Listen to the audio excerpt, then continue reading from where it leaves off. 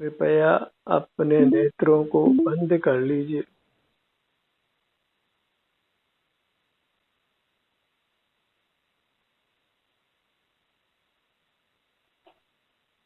अपना ध्यान अपने आप पर लाइए।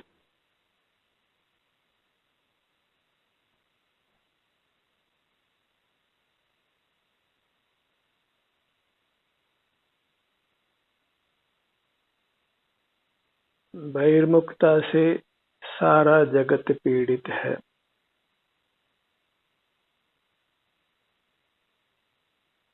दुख का कारण कहीं बाहर नहीं है, वह हमारे भीतर हमारी बहिर्मुखता है।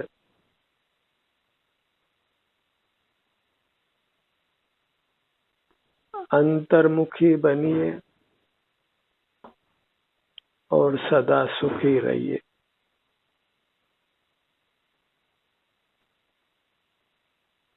अपनी मुद्रा ही एक आनंददाता है।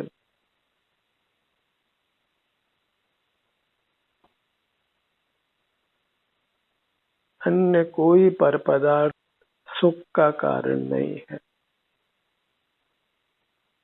सारे जगत से निराश होकर अपने प्रति आशावंत होकर अपने से युक्त रहिए। जो जगत से निराश हो गया वह सुखी हो गया, और जो जगत के प्रति आशावंत रहा वह संसार में रुलता रहा। जो बाह्य जगत से सुख की आशा है वह हमारी आशा ही पिशाचिनी है, हमको बार बार मारती है, नाना प्रकार के दुख देती है। जग भर से निराश होकर अपने पास आइए। अपनी शीतल छाया में, सुख रूप छाया में।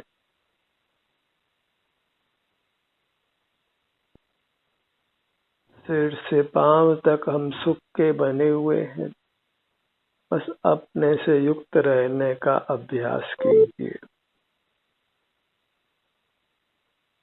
अपने से युक्त रहने का अभ्यास ही ध्यानाभ्यास है।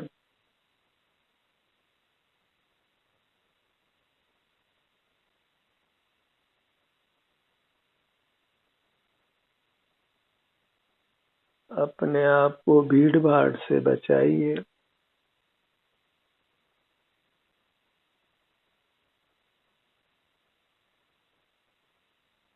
विकल्पों के भीड़ भाड़ और बाहर के पदार्थों की भीड़ भाड़।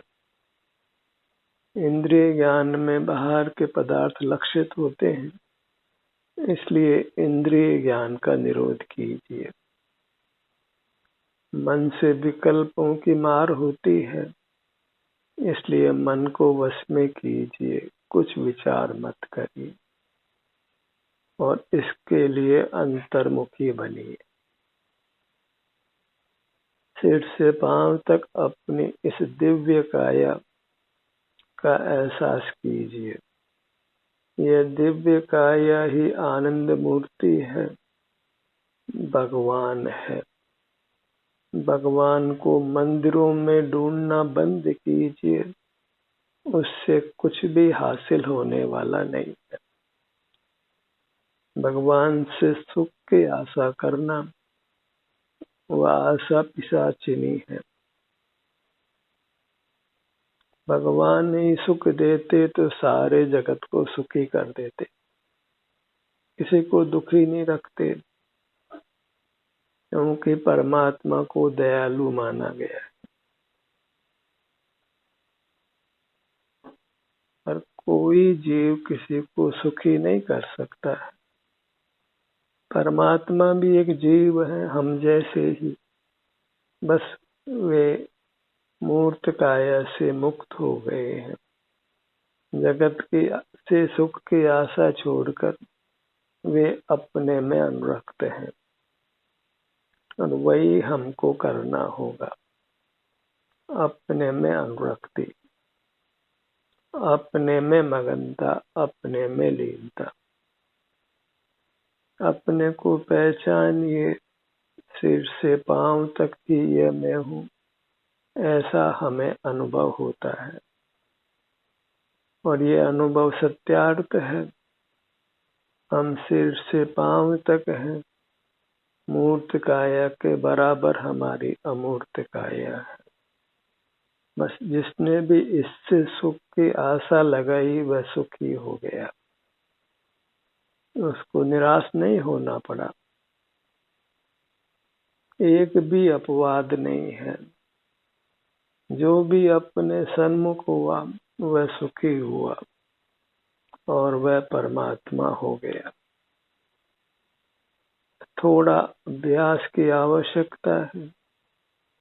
इसी अभ्यास को करते हुए रहने से बद्ध मूर्त कर्म नष्ट हो जाते हैं और यह जीव प्रकट परमात्मा हो जाता है, पूर्ण सुखी हो जाता है। काया और माया का भेद जान लीजिए। काया अपने सुख का कारण है और बाहर के सब पर पदार्थ वे वास्तव में आश्रय करने पर दुख के ही निमित्त हैं, सुख के निमित्त नहीं है। कोई एक दूसरे का उपकार अपकार नहीं कर सकता है। बस अन्य पदार्थ हमारे संसार में निमित्त होते हैं और हमारे साथ बद्ध मूर्त काया भी अन्य जीवों के संसार में निमित्त होती है। शुद्ध अमूर्त जीव किसी के सुख दुख में निमित्त नहीं होता, क्योंकि वह अन्य जीवों के ज्ञान का विषय नहीं बनता।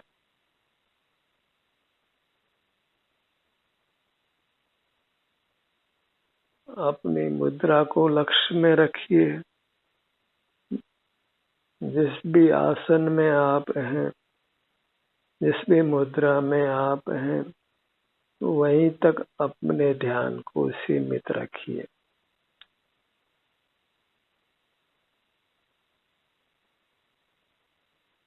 इसी से आप मानसिक तनावों से मुक्त होते हैं और आपको सुख की अनुभूति होती है।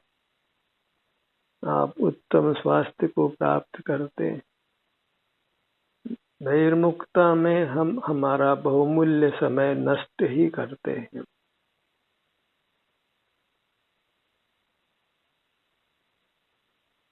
अपने शरीर तक अपने को सीमित कीजिए।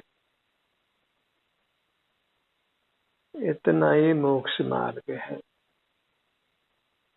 मूर्त से के बराबर अपनी अमूर्त काया है। बस अपनी अमूर्त काया तक हमें सिमट जाना है। और जो सिमट गया वह परमात्मा हो गया, भगवान हो गया, पूर्ण सुखी हो गया हमेशा हमेशा के लिए।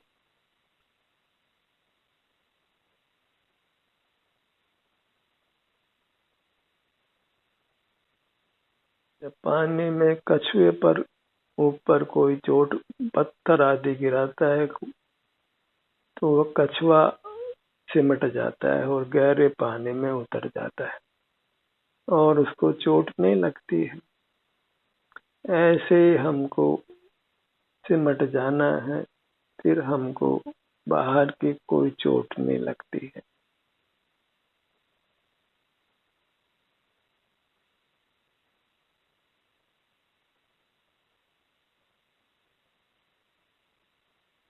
अपने सन्मुख होने मात्र से जीव आनंद का अनुभव करता है।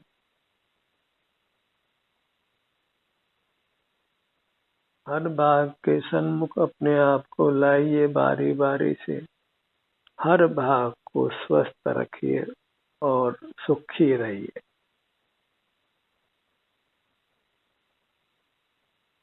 बहिर्मुख रहेंगे तो फिर आपके अंगोपांग निश्चित ही रोगी होने वाले हैं।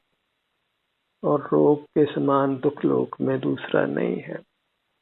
जो रोगी है वह दुखी है, जो निरोग है वह सुखी है। रोगों से बचने के लिए, रोगों के आक्रमण से बचने के लिए बस स्टे इन योर सेल्फ, अपनी सीमा में रहिए।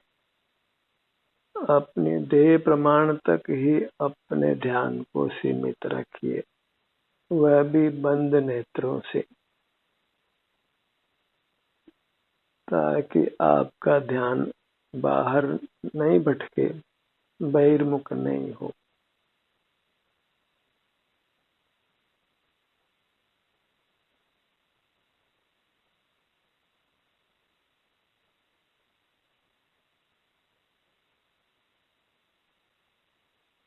अनुभव के लिए न इंद्रियों की जरूरत है, न प्रकाश की ही जरूरत है।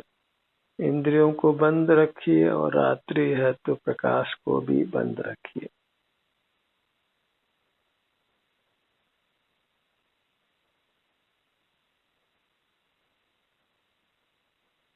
जीव अपने अमूर्त काया के आनंद को भोगने के स्वभाव वाला है।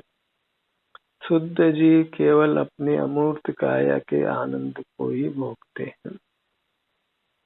यह उनकी अमूर्त काया ही उनको आनंद देती है, ऐसा आनंद जिसके लोक में कोई सानी नहीं है, कोई समानता नहीं,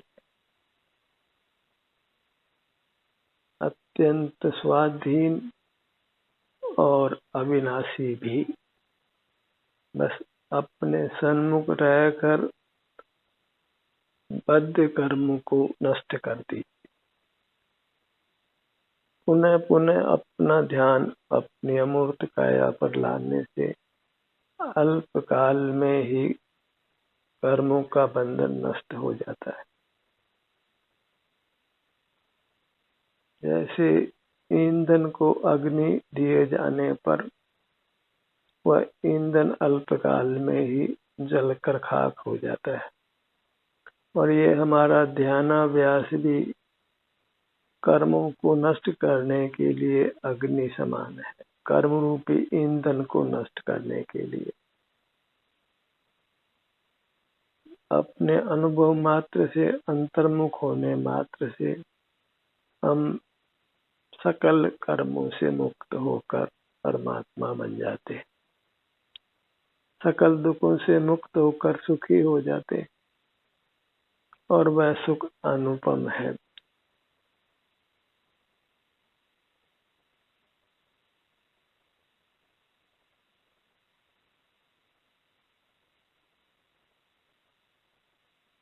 तन को स्वीकार करिए, धन की आवश्यकता नहीं रहेगी।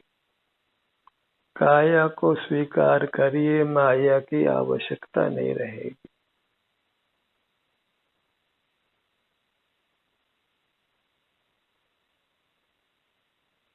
ये ध्यानाभ्यास ही, अपनी काया का एहसास ही हमारा उत्तम आहार है, उत्तम औषधि है,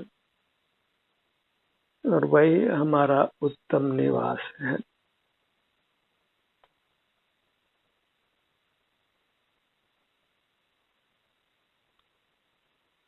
इसी से हम मूर्त के बंधन से मुक्त होकर अमूर्त हो जाते हैं।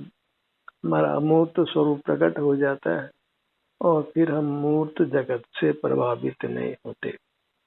फिर लोक में सर्दी पड़े, गर्मी पड़े, आग लगे, ज्वालामुखी हो, भूकंप हो, मूर्त काया के बंधन से मुक्त अमूर्त जीव फिर मूर्त से किंचित भी प्रभावी नहीं होता है।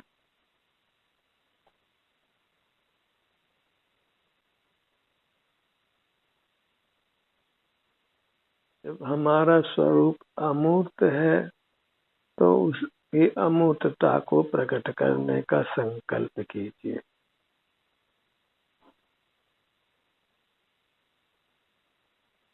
ये मूर्त काया ही वास्तव में हमारे बदन पर चिपकी हुई गंदगी है।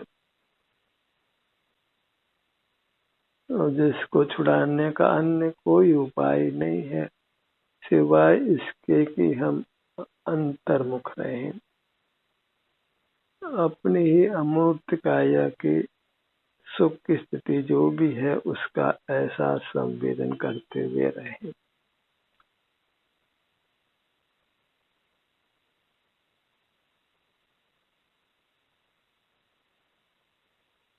अपने ध्यान को अपने मुखमंडल पर लाइए।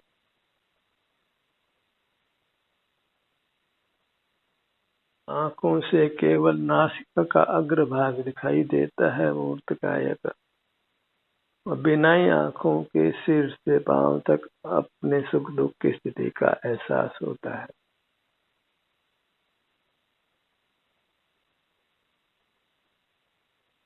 और यह एहसास ही हमको शारीरिक मानसिक औपाधिक दुखों से दूर करता है।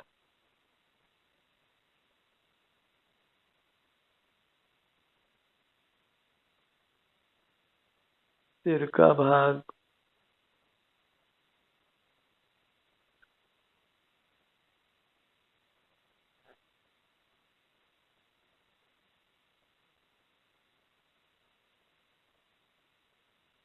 नेत्र बंद कर जो काया हमें वेदन में आती है, अमूर्त होकर भी वह काया ही वास्तव में परमात्मा का रूप है।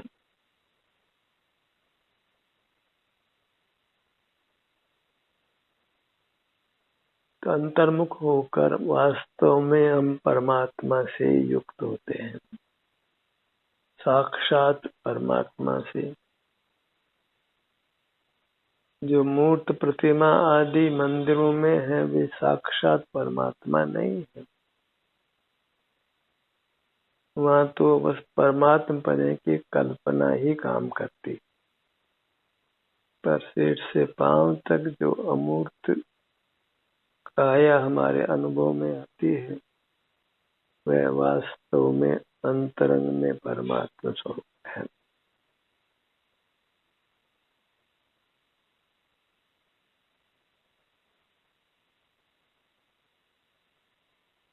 जहाँ अंतर्मुख रहने लगते हैं वहां पर जीवन में फिर आनंद ही आनंद होता है।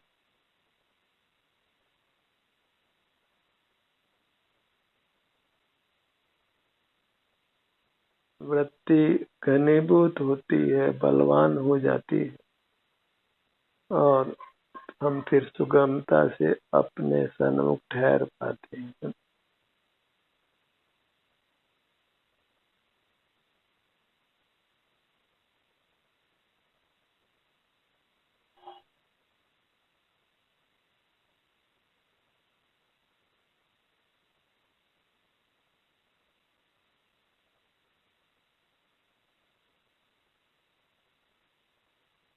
अपने दोनों नेत्रों के भाग पर आइए।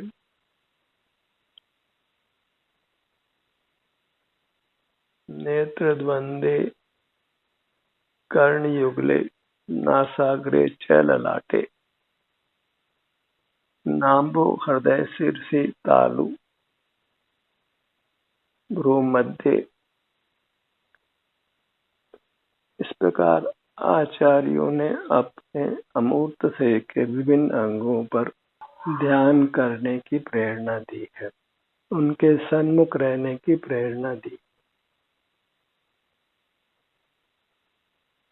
और इसी को मोक्ष मार्ग रूप से प्ररूपित किया है।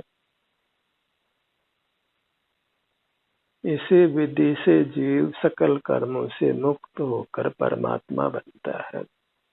इसका दृढ़ श्रद्धान कीजिए और इसी में अपनी पूरी शक्ति लगाइए, अन्य कुछ विकल्प करना नहीं।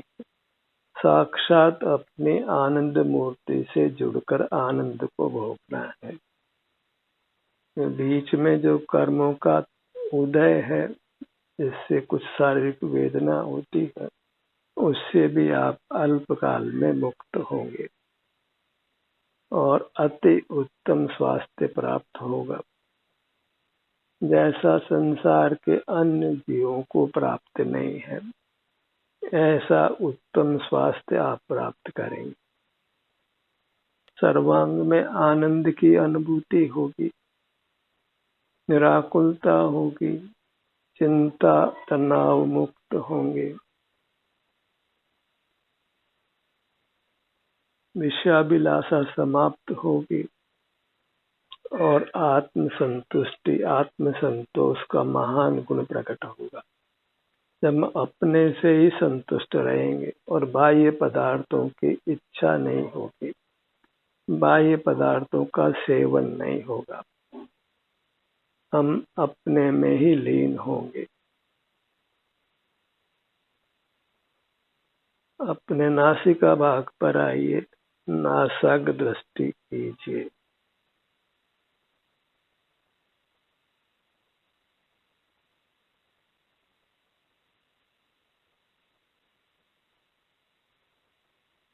ध्यानाभ्यास में पुनः पुनः हम अपने अंगों से युक्त होते हैं।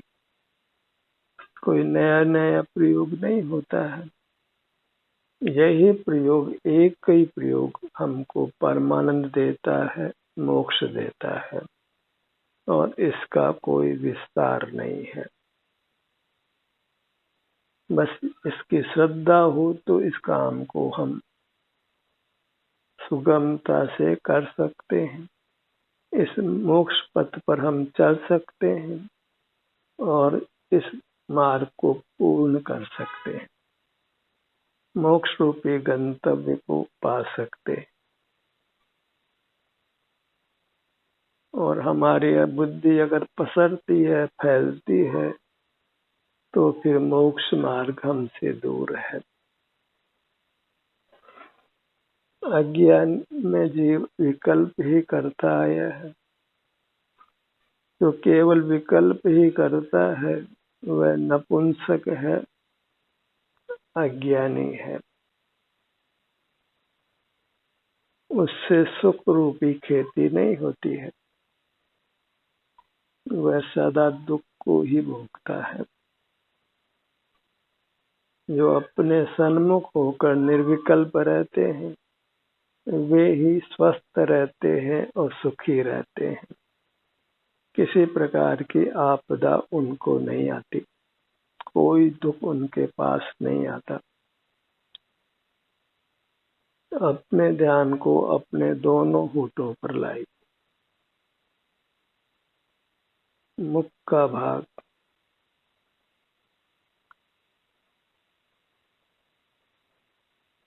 दोनों होठ मिले हुए,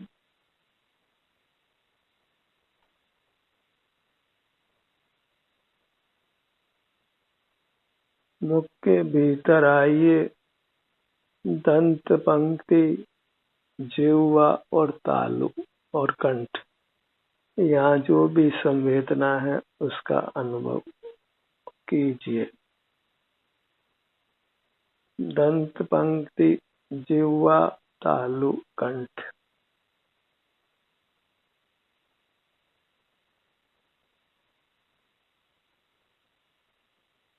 बाह्य जगत कुछ भी नहीं मेरा और न बाह्य जगत का मैं। यह निश्चय कर छोड़ बाह्य को, मुक्ति हेतु नित्य स्वस्थ रमे। अपने में स्थित होकर रमण कीजिए, आनंद भोगिए, वही मुक्त होने का उपाय है। अपने में उपस्थित रहना, एब्सेंट माइंडेड नहीं होना है। जो अपने में अनुपस्थित है वह मोही है, पागल है और मूर्ख है, अपने हित को जानता नहीं है।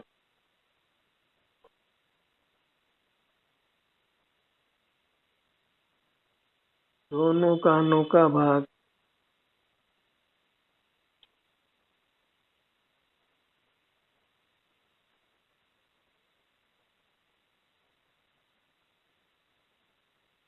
परमात्मा कोई देखने का विषय नहीं है, कोई इंद्रिय गम्य नहीं है। अपनी मूर्त को ही परमात्मा के रूप में अनुभव में लीजिए।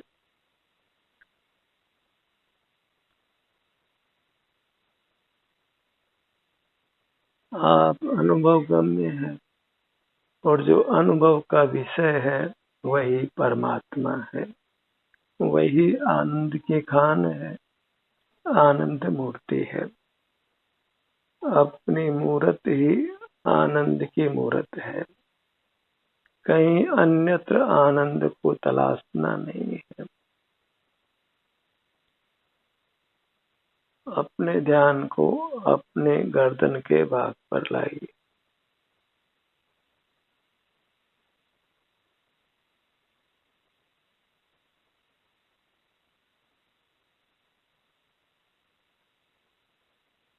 धड़ का विशाल भाग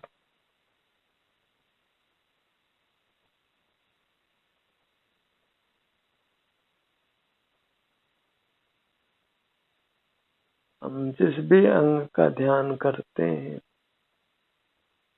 वह हमारे अंग अमूर्त हैं, केवल शांति के आनंद के बने हुए, और उनके समक्ष होने से हमें बस शांति का आनंद का अनुभव होता है। ऐसा आनंद ही हमारा रूप है। आनंदम ब्रह्मणो रूपम निज देहे व्यवस्थितम ध्यानहीना न पश्यन्ति जाचंदा एव भास्करम। जैसे जन्मांध सूर्य को नहीं देखता है, ऐसे मोही बहिर्मुख जीव अंतरंग में स्थित अपने इस आनंद की खान को अनुभव में नहीं लेते।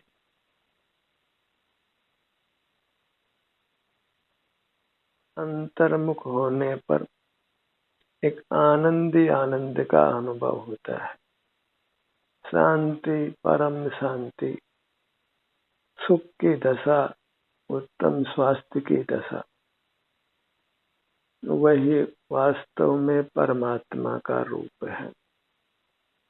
हम अंतर में जाकर बाहर लौट आते हैं और परमात्मा बाहर लौटते नहीं है।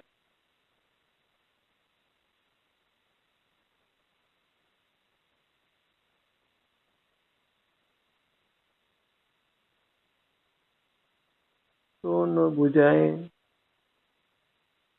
दोनों पैर,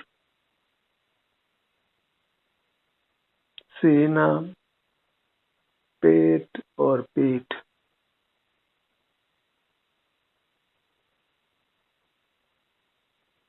हर बड़े अंग के उपांग को अनुभव में लीजिए, उपांगों को अनुभव में लीजिए। अपने छोटे छोटे विभाग कल्पना कर हर विभाग के सन्मुख ठहरिए। बस अपने में बने रहिए और अपने प्रति सुख की आशा रखिए। बाह्य जगत से निराश होना है, उससे किसी प्रकार का संबंध नहीं रखना है। ध्यान का सत्र यही समाप्त होता है। आपकी सहभागिता के लिए धन्यवाद।